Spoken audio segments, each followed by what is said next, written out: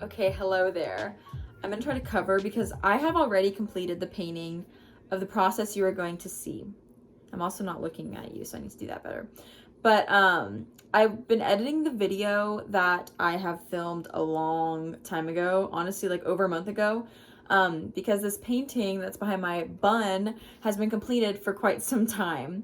But I just did not like the way I explained my painter's process at the beginning because I ramble and talk a lot because I am a Gemini and I don't shut up.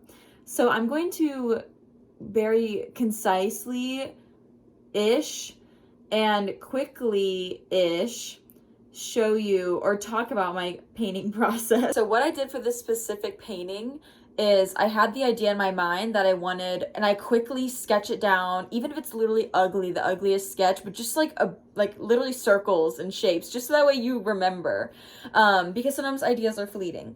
So I'll quickly sketch it or quickly write down the idea or record a voice memo wherever I am or whatever, just so that way I don't forget the idea, and then I will build off the idea using reference photos. So I will do that by, sometimes I already have photos picked in mind. I like to use Pinterest and Instagram. I'll save photos on Instagram or Pinterest, of figures, models. You can also use posespace.com. It's a good website for like nude modeling. Not completely nude. There's some that aren't, but you know, sometimes if you're wanting more figure studies, that can be really helpful, especially for learning proportions. But anyways, I will basically gather my reference photos and combine them into a folder, like on my computer. Or you can print out each photo. Anyway, anything that's accessible to you. I just get tired of holding my phone. Sometimes I just want to look at something that's like displayed. Any kind of system works though. But I'll basically gather my photos. So like for instance, this painting I wanted to have, I did do this, but I wanted a woman, like a woman with darker complexion, where her hair turned into vines. And then like a jungle landscape, maybe some abstract, and like leaves and maybe frog, add animals of some sorts for more depth. And that's exactly what I did. So I looked for photos of all those specific things, jungles.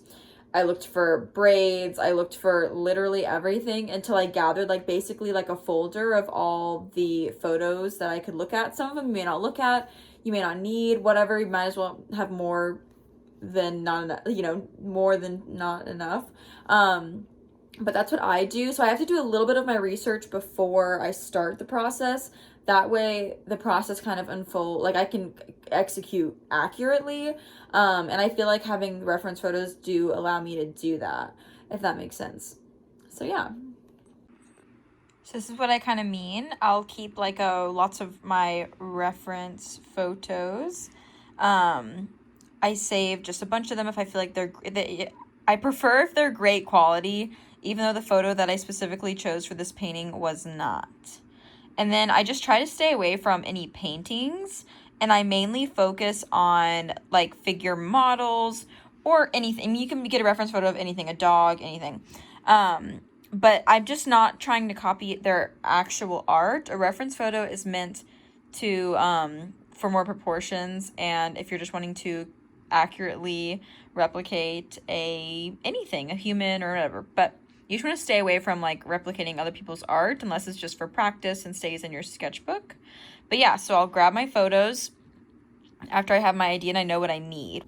And so this is the reference photo that I had chosen to be the one that I used for this painting. And little news flash, or spoiler alert, it doesn't look my painting does not look exactly like this woman. And that's okay, you know, I'm totally okay with that. I wasn't trying to replicate her exactly. I just needed the reference of like what someone would look like doing this exact pose. And I just happened to find this that I loved. And with this type of hair like swooshing over for the style where I wanted the hair to come up, it was perfect.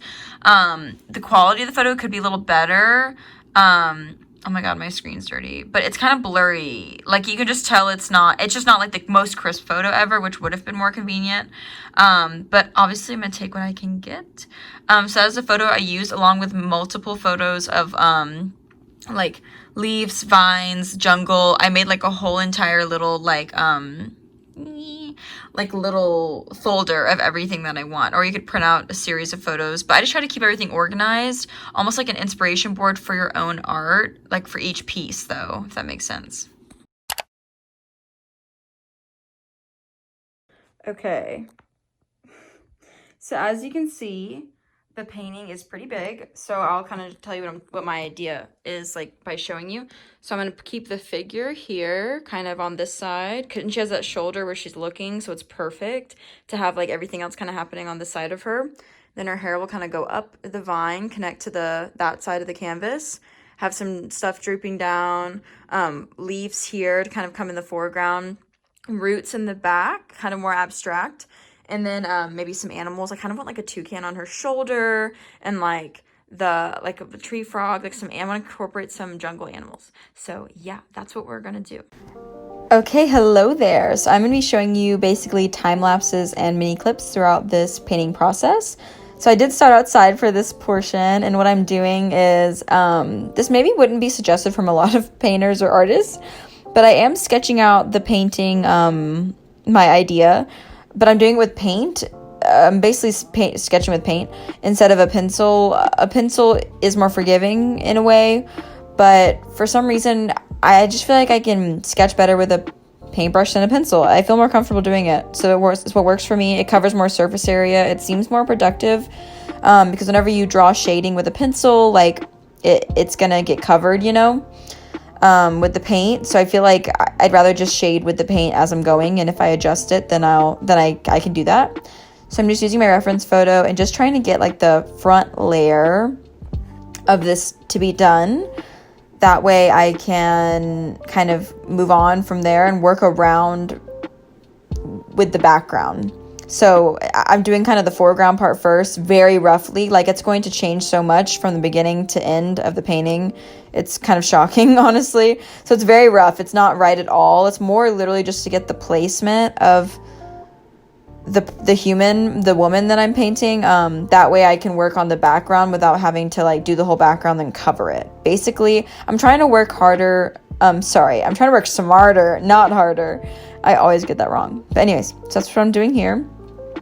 And then as you can see, I'm adding the greens. And by the way, I'm just using like a normal big flat brush. You could get like anywhere. It's like a very basic brush. I'm not doing anything complex. I'm literally just mapping out shapes.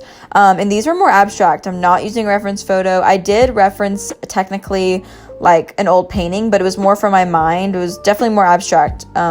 I went more abstract with this kind of painting. So that's what I'm doing here. I'm using various greens and browns, neutral colors to get that underpainting or under sketch done. And I'm just using a typical flat brush here. Kind of just filling in the spots.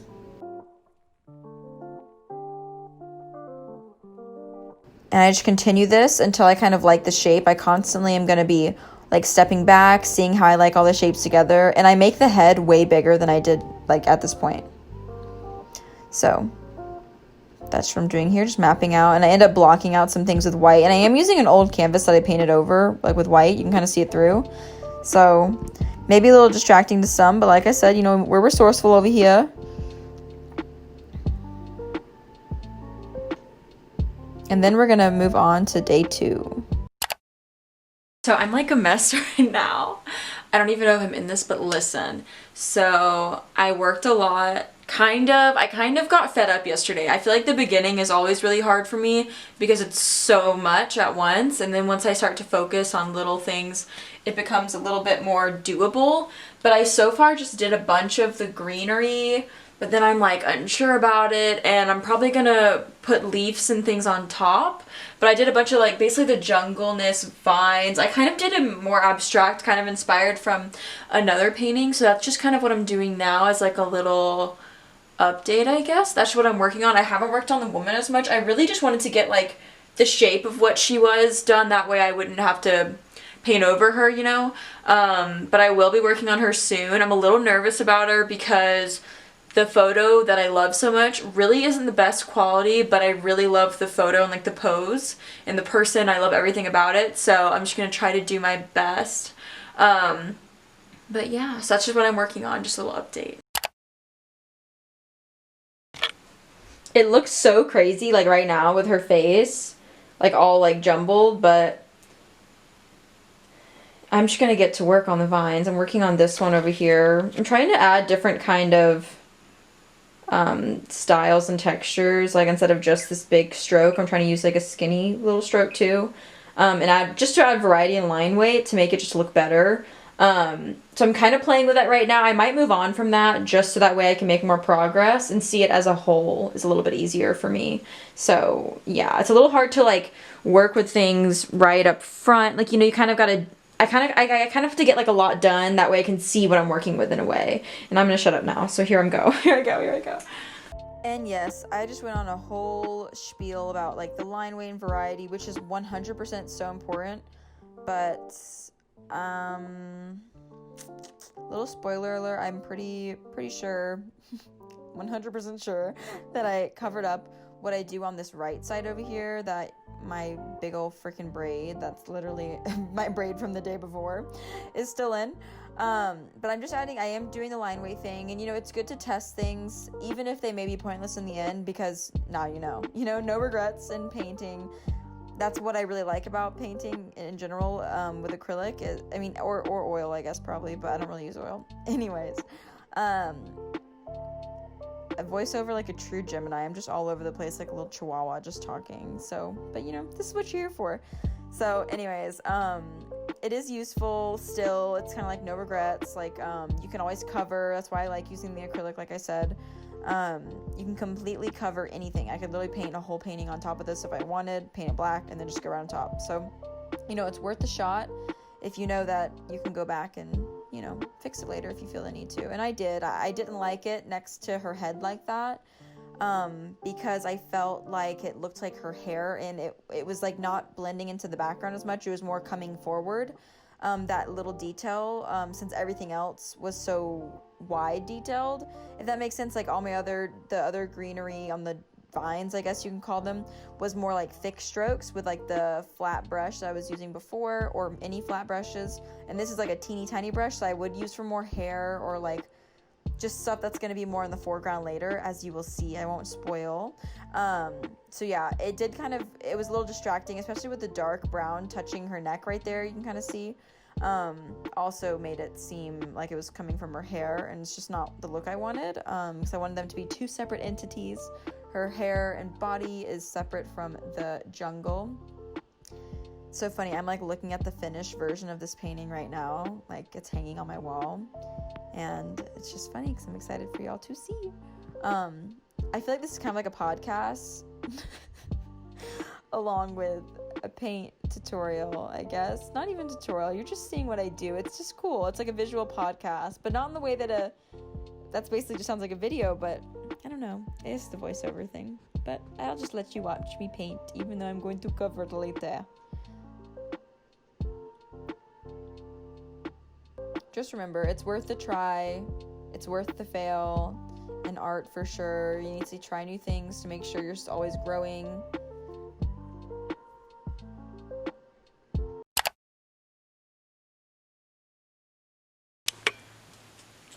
Okay, this is what... Oh, wait, did I pause my music? Okay. Look, so this is what I'm working with right now. It's, like, probably way different than when y'all had saw my painting last.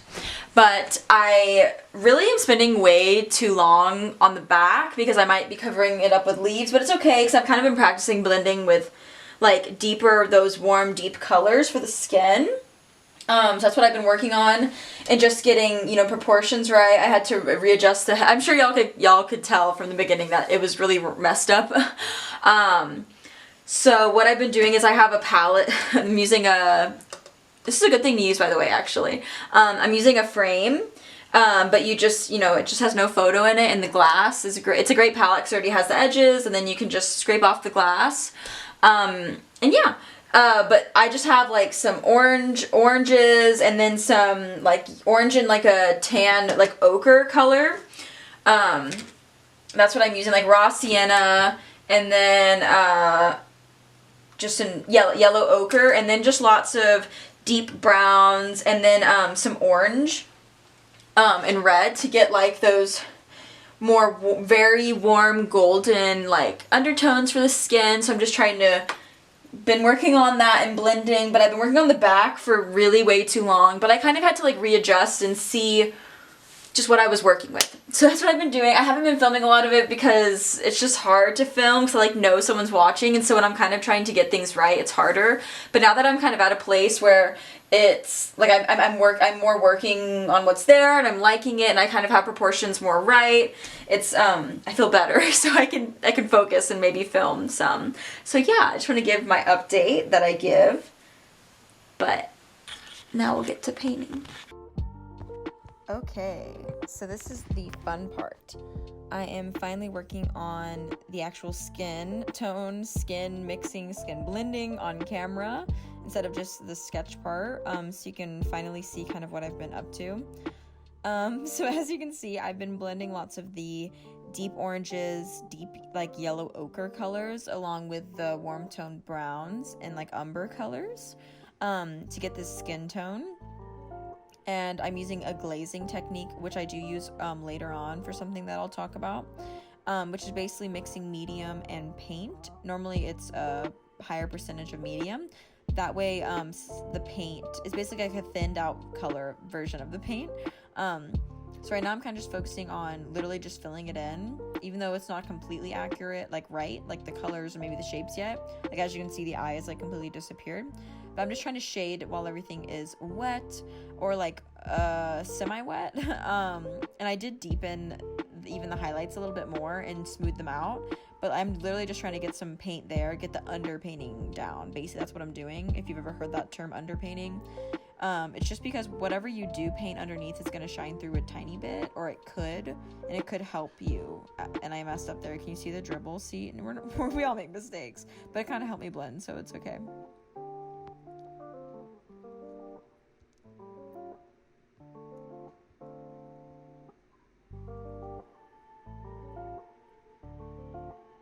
I'm just using a variety of brushes, trying to get that shading in, and I skip around. As you can see, I'm like doing I even touch the canvas sometimes to blend a little bit, and I'm never using just pure white, especially on a darker skin tone. I'm never just going to use a pure white highlight. I almost never do though. You always want to have like a little bit of a dirty white. It's always going to be tinted something because everyone does have undertones, pink, yellow, gold, all that kind of stuff. So I'm kind of working in sections using small brushes. I think it's better if you use a smaller brush when you are just doing skin in general, because if you do a wider brush, I don't know, we just have lots of different shadows. Even though it may be a flat surface, we just have a bunch of shadows and a bunch of light hitting different wrinkles and spots. And so I do recommend trying to use smaller brushes for like skin, especially facial features. And so here I'm kind of trying to work on the nose, and in a second you'll see me working on the eyebrow. There we go. That's exactly what I was waiting for. So I'm using my brush as a measuring stick to kind of like get the corrections right, like make sure the corner of the mouth is lining up on my painting as it is on the photo. So that's a good like little tool that you can quickly do. And I just continue with that. So this is kind of like a up and down view of what it looks like. You can kind of see better maybe. Not done with everything yet, even the parts that are here. I kind of want to go over the nose a little bit. That way it kind of overlaps the hair because the hair is supposed to be behind it. I don't know. Like I said, it's tricky. It's a little tricky. But they're going to transition to like a lighter brown because I really want it to stand out against those darks.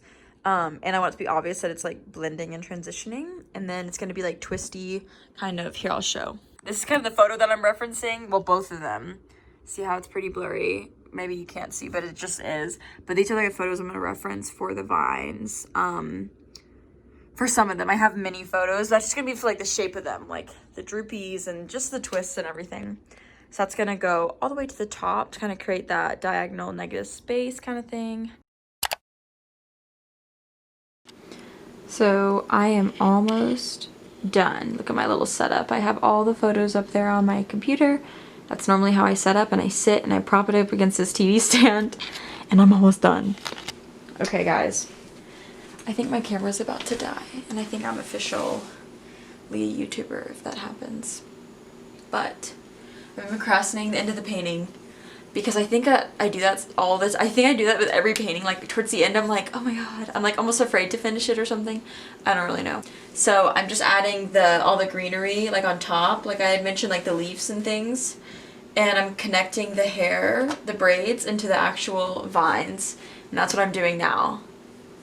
So that's crazy. But I just want to update y'all. And oh my goodness, same thing as before. I did so much. Oh my god, my freaking big head, I can't.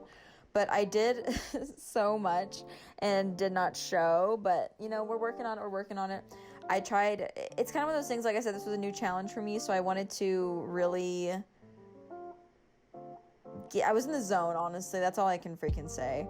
So anyways, now I'm using my small thin detail brush, which I realized this was when I needed to be using it, when I'm doing the foreground, nothing in the background for this specific painting. Sometimes it's reversed. So I'm adding these little sparkly dots kind of thing, like to make it look a little more surrealistic and dreamy.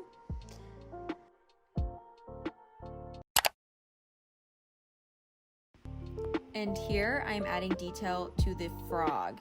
So what really took these, I was gonna say these series or this painting in general to the next level, in my opinion, was like the idea of people with nature, but adding in a third element, like an animal or something that would be also in nature. I think that just makes it, like I said, having the variety and lots of different details that can make your paintings seem more complex. I think that's a really positive thing to do.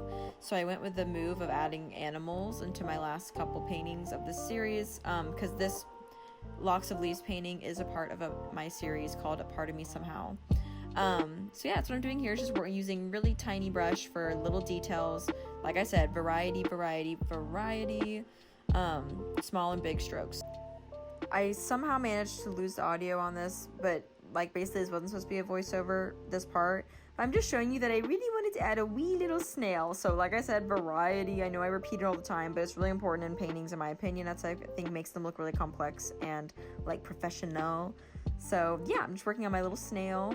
I'm just using a super tiny detail brush. Make sure to check out my reference photo constantly if you don't know the exact recommendations of the exact measurements of a snail. So I'm using my reference photo to make it accurate, and just using a tiny brush, mixing my colors, getting those neutral colors to kind of fit the color scheme. I pulled in some of those warms too to kind of guide the eye up. Warm colors kind of come at you, and they're going to pop, whereas cool colors are going to recede. So I have lots of those warm colors in the skin tone as well, and to pop. And then the background is full of like those cool colors, because they kind of recede and fall back. They just naturally do that. So it kind of helped support this notion. And I use my glazing technique that I talked about earlier. I do use it for the little snail trail underneath. The snail, I don't know if you'll see it in this shot, but you will at the very end. So that's like one of the last steps that I had done, was add the snail and the little glaze snail trail where he has a little slimy slime. Okay, so now you're all caught up and I have finished the painting. It's been some time now. It's behind my hand. So some of you, if you have seen it on my Instagram, because I have like posted it to the public, that's fine. But I will do a final reveal in this video. So like I said, it's all finished and ready.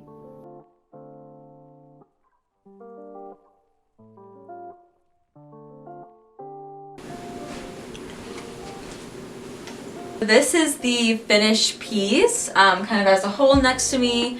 It is a 24 by 36, and now you can kind of see. So as you can see, kind of just, I guess, a recap of the finish, well, the reveal, and also just the process as a whole. So like I had mentioned a lot in my voiceover, my video in general, is I tried to think of like contrasting / complementary colors, but contrasting in the sense of like things not blending in too much, like each, you know, thing is individual. I didn't want to have like my parts of the paintings not kind of get faded away or I didn't want things to get lost in my painting. So, and like I said, I added 2 animals to kind of further like the variety. Like I have a person that is connected with nature in a surrealistic way, but also I included animals to show that there's like interaction between this world and the person. And this piece is called Locks of Leaves. I don't know if I had said that, but that's what I had called it because her locks are turning literally into leaves. So that's what I'm doing here. And then I have lots of variety, like as you can see, like tiny little brush strokes to make like those like whimsical dots and like bubbles almost. And I kind of do it over here too. And then same for here. I try to have lots of variety in the types of leaves that I chose. And the ferns and the foliage and the greenery, and then I tried to have variety and within the types and also the way I painted them. So we have some that are just like one swift brush stroke with a flat brush, like a brush like this. So you kind of like place my brush down and then kind of twisted it as I went. So that's what I'm doing there. And then I have some where I'm using like maybe a round, I have them like right here conveniently. I actually wasn't planning on doing this, but they're right there, so I'll go ahead and talk about it. Or I'm using like a round brush and adding like loops and variety or little dots or things like that. Maybe adding some of these kind of leaves, but just having variety of leaves. So I have like ferns down here in the foreground, they're larger. I also have one that's like interacting between like this, like this supposed to look like it's farther away, kind of atmospheric perspective, where vines seem smaller, and then it kind of crosses over to the realm where this is more in the middle ground. So we have like the foreground, which is like the woman, and then maybe whatever's right here. And then we have the middle ground, which is maybe like all the stuff that's like right behind her directly, and then we have the very background. So I could like talk about this stuff forever.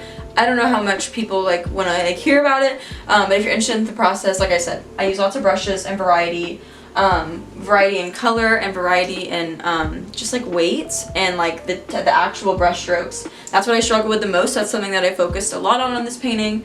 And same for like blending like with deeper tones, deeper skin tones, and getting correct like proportions and everything like that. So like I said, this is the final piece, and I'll probably show some close-ups of it as well. I'll insert some photos, and you can kind of look. And then if you're interested in anything that I do or any other paintings that are around me, I know I have my self-portrait here too, I will continue making more videos if this does well, or if I feel like it. It's fun. It is kind of fun, and it's kind of cool to record the process. I know like in a year from now I'll probably be like, oh my god, I can't believe I painted like that. So I will continue recording the process and just like fun things that I do or whatever. And if you're interested in following my journey, I'll put my art Instagram below, and I also have a normal one, but this one has all the good art stuff. So yeah, thanks for caring. See you next time.